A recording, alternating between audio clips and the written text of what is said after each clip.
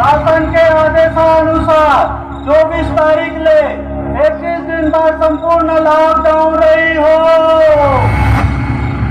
और दरमियान गाँव के गली मोहल्ला चौक चौराहा पान ठेलों में जून में इकट्ठा नहीं रहना है। और एक विशेष निर्देश है, गाँव गौतरी आना जाना सख्त मना है।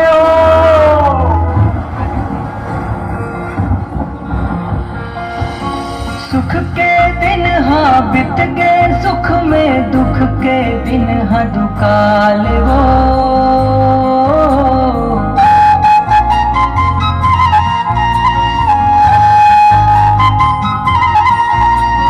बिन पानी के टिटका मिचका मछली मगर बिन हाल हो।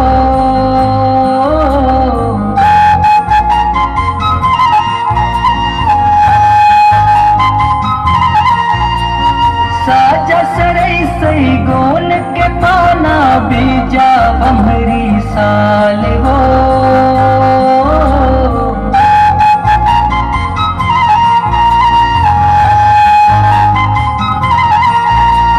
भूखमरी के काल